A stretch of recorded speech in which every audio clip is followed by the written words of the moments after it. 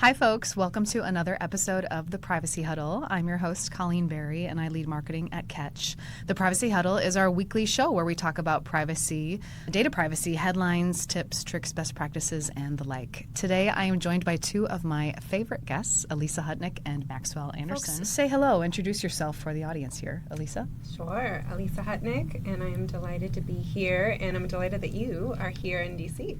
Yes, I should say that. We are in the lovely Kelly Dry DC office and their wonderful podcast studio today. Max? Well, hello. So formal. I know, right? Excited to be on. I'm Max Anderson, one of the co-founders and head of product at Catch. I'm also excited to be in DC with all this lovely lighting, and you too. It is. It's a more professional environment than we're used to on our typical Zooms, but I think we're learning to love the spotlight. It's working for us. Yeah. So today's episode, I want to talk about conference FOMO, really, right? I mean, we all have it. There's way too many privacy events in this industry. We can't make it to all of them. But Max and I were lucky to attend one great kind of small format event last week in Chicago, the Cincero Chief Privacy Officer Forum. And we thought it would be helpful for you all to spend an episode talking about just the water cooler topics at the conference. It was about 80 chief privacy officers or heads of privacy in their organizations. Huge gamut of different types of privacy leaders, whether they're B2B, B2C, mid to enterprise size companies. And so thought it would be helpful to just spend this episode talking about what seemed to be top of mind for folks at that conference and break these topics down. So I have a few I'm going to run through. One I want to start with that we heard a lot in Chicago was the topic of data map and data map investment. I think it's been top of mind for a lot of privacy leaders over the last several years as far as just, do I need it? Should I move from manual to tech? What's the importance of it? And that was a continuing trend at Cincero last week. Just the question of, do I need a data map, and is it worth spending the time to do one correctly or real time? Alisa, I would love to start with you on this because I think the data map requirement has evolved considerably in the last 10 years as far as, we often try to go back to asking ourselves, what's the problem we're trying to solve here? And data map, I think the problem we're trying to solve has evolved. Can you talk about that from the legal perspective? Sure. So I'll start with a very practical premise that privacy teams are obviously inundated, and there's a lot of what I would say luxury items of things that they would like to have to make a robust, top-tier privacy program. I think most teams, though, in terms of budgeting, had to do what do I have to do? What is must-have versus what is nice to have, and at least make some of those distinctions. And unlike, let's say, go back a few years, but unlike GDPR where you had a ROPA requirement, you don't really have that, kind of historically in the U.S. And so when we would think of data map, most lawyers think of a 40-page questionnaire that they have to then go find the people. They have to get the people to fill out the questionnaires. The answers are inevitably people don't understand, right? They don't collect any data. You get a lot of those things. And the goal, I would say years ago, was you'd get the data map and you'd use that to compare with your privacy notice to make sure that the privacy representations were accurate. I would fast forward to the present where we now have a data map requirement. We've got it at least in California's regulations, and we have it in a draft regulation for New Jersey.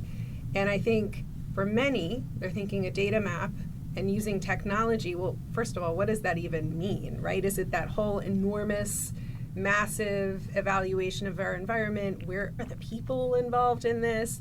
And then is it going to unearth so many things that I'm not prepared to solve for? So I think and I'd love, Max, to hear your perspective on this, can a data map actually be flexible on what it's trying to solve for? Because I think we get stuck at the massive picture as opposed to really triage and focus on where it could be enormously helpful. Yeah, that's the number one failure mode. I think, 2019, everyone would say, I can't run a privacy program without a data map.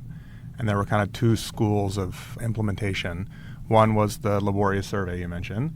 And then there's kind of a security adjacent category of software, data cataloging, which kind of became data governance, whatever that means. But it was basically a connect to all of your systems, and at high expense and very, very long implementation cycles, at the other end you would get a long list of factoids that you've collected in your various systems. The thing that I always felt problematic about that pattern was, what do you do with it, right? Great, I now know that there's this factoid in this system. What do people do with it? And that question is still unanswered. And so one of the things that at least we've been trying to figure out and implement are patterns where you can use factoids that are indicative of what you're doing that don't require the same expense. For example, your DPAs have really interesting, factoids in them about what you're doing with data with regard to what vendor you're using, or your privacy policy. I mean, of course, you're always trying to make sure it's in check, but it's a useful starting point. And a lot of people can make the mistake of spending $2 million on the perfect kind of data discovery and classification product, but it in and of itself doesn't lend itself to managing privacy risk, right? Oh, do I have sensitive data that's being targeted in Facebook ads? You can know that by just looking at the website. You don't necessarily need to go connect directly to Facebook to figure that out. So I think a lot of people are struggling with am I implementing data map and juice worth the squeeze? I think it depends on the product that you're buying. That's a big part of it, and then the tactics that product actually takes to solve this problem without necessarily burning 2 years and $2 million. Mm-hmm. Well, let's use that Facebook example. You say you can get an idea of what's happening in Facebook just by looking at the website. You don't necessarily need to connect to Facebook. I mean, that makes me think that you're talking about a different product than people would typically think of as their data mapping product. That's like website scanning or something else, What right? is a data map, right? Yeah. I mean, that's maybe too existential of a question. But yeah, you can learn a lot about what your company is doing through inferences that are not dependent on connecting directly to the system. You can call it website scanning, but the fact that data leaves the browser and goes into Facebook on your website, and I look at the data that's leaving the browser, I can tell you what's inside Facebook because I watch it leave. The other, useful set of ingredients are just business terms. If you read Facebook's business terms or any of the service providers that you engage with, their service terms or policies will say a lot about the types of use cases that tool is meant to address. One tick further, the documentation of those tools. Go parse through the documentation of any of these marketing tools you'll use, and you'll read all the instructions for how to facilitate lookalike modeling. And you might not know what that is as a privacy pro, but it's important in the context of privacy. In none of those are we connecting directly to the system.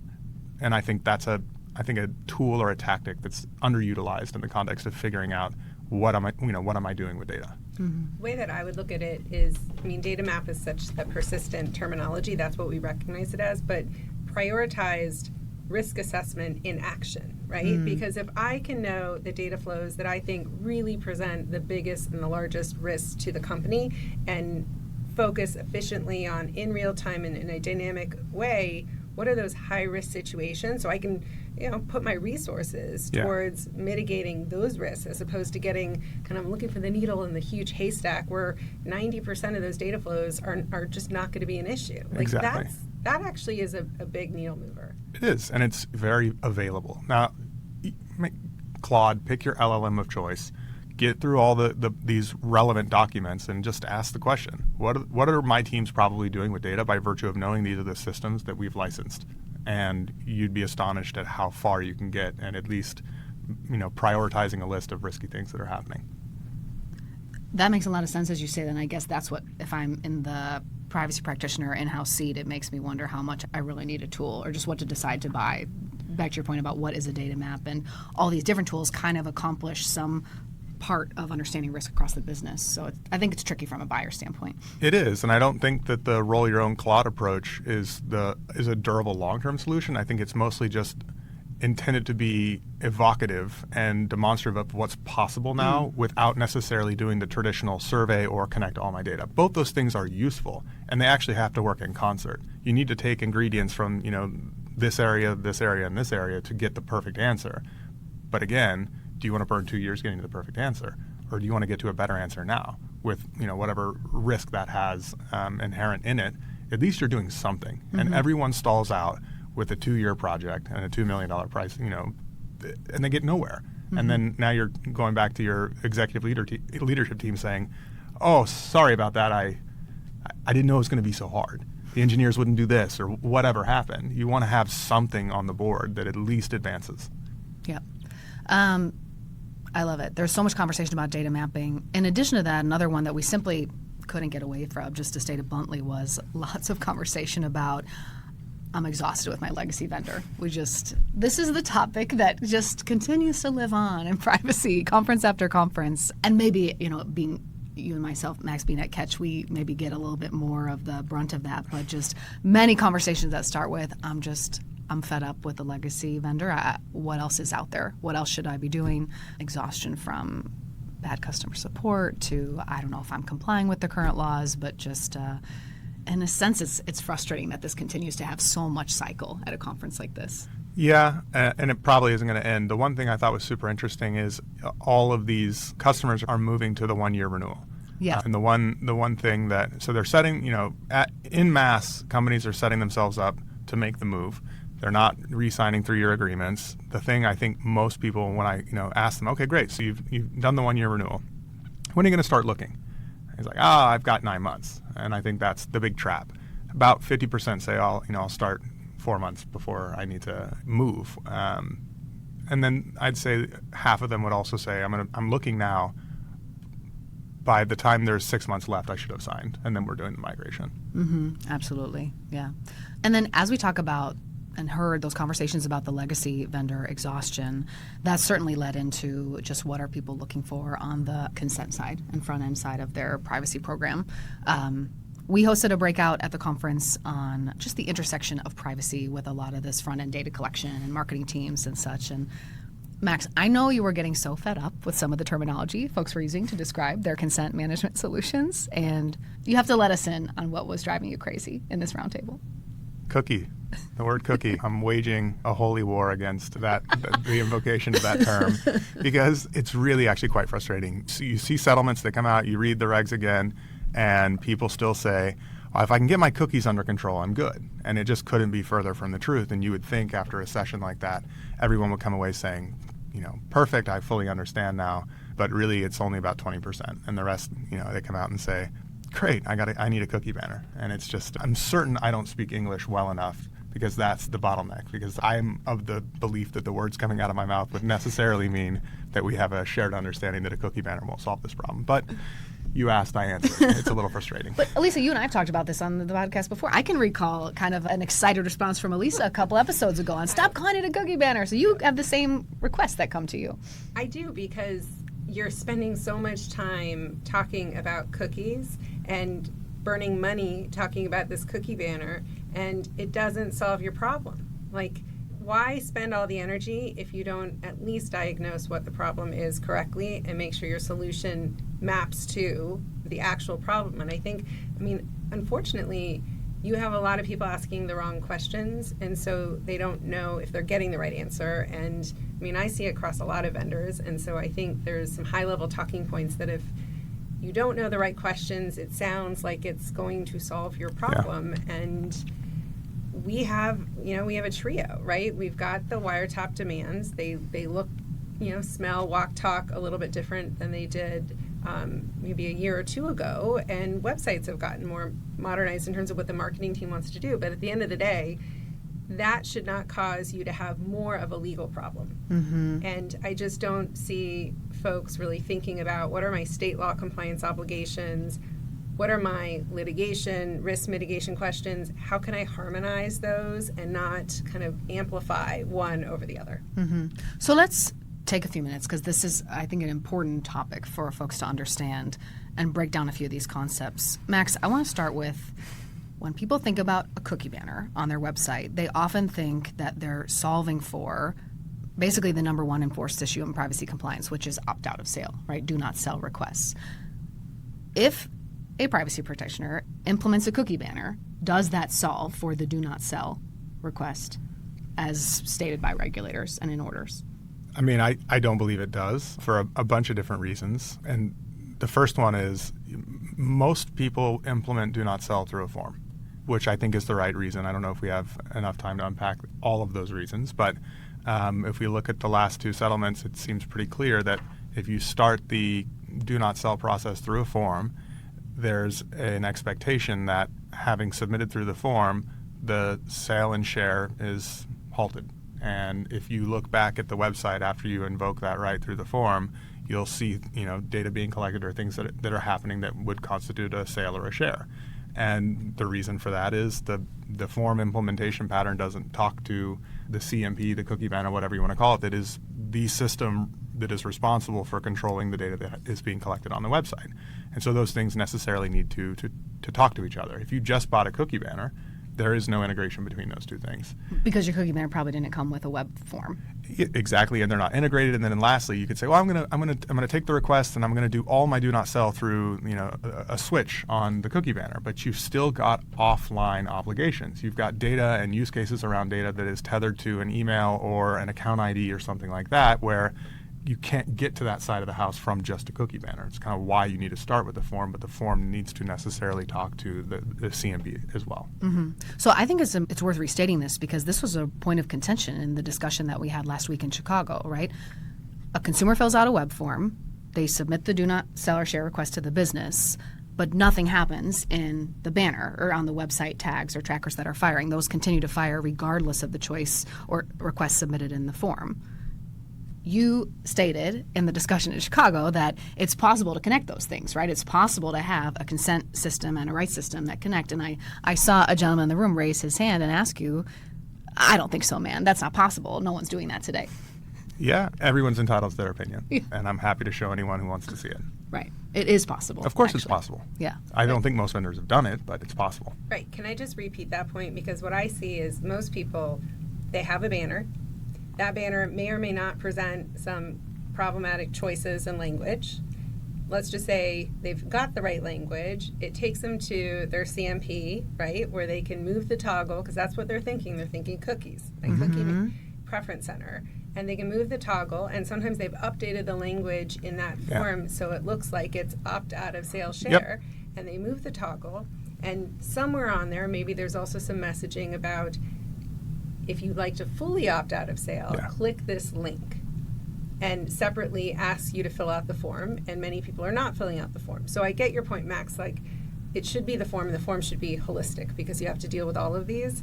That doesn't comply. I mean, that was emphasized in prior California settlements. They don't care that it's hard. Yeah. They don't. They're looking at all the marketing practices. They're looking at the way you are connecting and following up with a consumer for a business purpose. You need to also do the compliance mapping to that. So you got to both mitigate your SEPA risk and you got to comply with state law. It's got to be frictionless. Well, the frictionless, all right, you used a buzzword. I know, so I want to unpack it. I will say, maybe zoom out of it. It's got to be easy, and they are counting how many steps and clicks. And when you add the form in addition to your cookie, that they think that is too many steps. It should be seamless if you know who I am. So should I excise the word frictionless from my lexicon? So frictionless is used, I'm going to totally nerd out for 5 seconds. It's used in the California regulations for when you don't have to do certain things, but I don't think it was a realistic carve out because nobody's doing only cookie-based targeting. And it was frictionless was like essentially if you're only doing cookie-based targeting. I see. Interesting. Okay. And so back to the cookie banner tech, right? You need to think about this from your website tags and website data collection as well as your internal and downstream systems. So in the case of a cookie banner, no matter how perfectly your trackers and tags are categorized, if you're not connecting it to the web form, it's not going to do the job, right? Yeah, necessarily. It's not compliant. Exactly. It's not compliant. But I will also say that's not everybody. I mean, that's a huge problem. And if we could solve that, that's enormous. I think most people, when they, in the room in Cincero, like, they never had to learn ad tech. They don't know who the marketing, kind of all the different ways that tags are getting to the site. There was no kind of, here is the centralized way in terms of where tags get approved. And so in many ways, it is your digital Wild West. And they're trying to figure out the facts of it, as well as the legal side to it, as well as the tech side to it. Right. And put those two together. And, they're looking for, I think, something that sounds like it's the right answer. Yeah, exactly. It's funny you say that because it's a little bit back to our data map conversation. Because the Privacy Pro doesn't know by virtue of using this vendor, whether it's Facebook or someone on the e-commerce site, then one of their email sending tools, they don't know how these tools work and what they're actually doing with the information. So they don't know that they have compliance risks that they, of course, do based on recent settlements. The identity problem is the perfect example of that. You've got cross-device obligations, which I'm sure we've all read about, but most customers will come to us and say, well, I don't do that. But you do. You just don't know that you do. And when you've got Facebook in play, you're benefiting from cross-device capabilities. They're just embedded in that product itself. So how should a privacy practitioner figure that out? Like if you're saying you think your business doesn't do identity for advertising, monetization, whatever, but you probably do. How do they go about doing that? And you can buy software that'll tell you that answer. But if you wanted to roll your own, I would start with the policies of all of these tools that you use. Maybe somewhere in the DPAs, we've seen in some cases that it talks about that, and or the documentation of the tools. And I would just say, presume you are. Your marketing team is. Like, I just don't find it believable that they're not. It's just that is the reality of what it means to make yourself present today. So one, I'd fight the bias and just say you are doing it. Talk to your marketing team. You'll get that answer pretty quickly. So. Or just ask, what are the top 10 tools your marketing team is using? Yeah. Go to the website and look at the way those products represent themselves. And ask your machine, here's a URL of a company's website. Tell me whether or not, based on the way that they market that product, if they do identity management. And they say, oh, single view of the customer and cross-channel, blah, blah, blah. That's identity. The other point that you raised, which I think is a good one, folks said, that's hard. Like, nobody really does that, right? That's not really possible to make that so seamless in terms of a one-step opt-out of sale or share. And it is hard because most vendors don't offer that capability. So you're either building it yourself or you're using an option that does provide that capability. And I think you can make the mistake of saying, well, I'm seeing a lot of websites that don't offer this, so this can't be what is legally required. And I would just say, having spent some quality time with the California AG's office, that is required. It is very clearly required. And it's required because most companies are benefiting from the same tools and techniques for the marketing angle. Is that essentially the crux of it? We know who you are, right? You have established, you either have an account, right? I'm logging in, I know who you are, or you're not. I'm going to say this wasn't in the settlements, but if I know who you are and you're browsing my site and I'm going to send you a marketing email when you abandon cart, that means for commercial reasons, I have linked identity. And because I know who that person is, I also have to keep my compliance obligations mapped to the same business reasons, right? If I have the business capability, I've got the legal capability. So understanding whether or not this is a triggered obligation is somewhat related to the knowledge of how your marketing tools operate. Correct. And I'm going to go back to the presumption, most companies are doing this. I think it's safe, but it's better coming from you than me. As a marketer, I agree. We're all playing with these things. We're all using it. Yeah. Yeah, I think we assess compliance based on settlements, and settlements are a point in time in the past, right? Yeah. I mean, by the time a settlement becomes public, you're talking about 2 years, 1 year of facts before then. So the regulators' expectations continue to also get updated. And I think it's incredibly important to look at what is your marketing team doing? What are current practices today? What drives the most revenue? What are really important tools? And then think about, how does my privacy side to this? How do we map to it from a compliance standpoint? I think the number one hope that I have for anyone watching this is, and what you just said, and this is something I hear all the time, right? We'll talk about, one of the two companies in the most recent settlements. They say, oh, that's a big Fortune 100 company problem. That's a this company problem. We don't have this, we don't have this obligation. They are more complicated. They're more sophisticated. They built their own identity framework. We don't have any of those sophisticated things at play. It sounds like you're saying most companies do. They just don't know it. And they have the same problem that any of these companies recently settling and in the news had. So I'd say that's true, and I'd also look at the past settlements. They're not always with enterprise companies. I mean, if you look at California is a very good example. They have settled, and Cal Privacy has settled with not necessarily all enterprise size.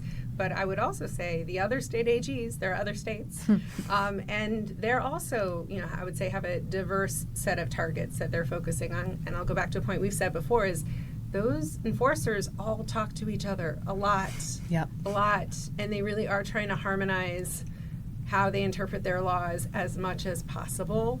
And so I would just keep that in mind, too, when you take a different state-by-state approach. Great advice. Well, Alisa, Max, it's been a pleasure. Thank you, as always, for joining me on The Huddle. And, folks, we'll see you next time. Drop a comment below if there's any topics or things you'd like us to cover.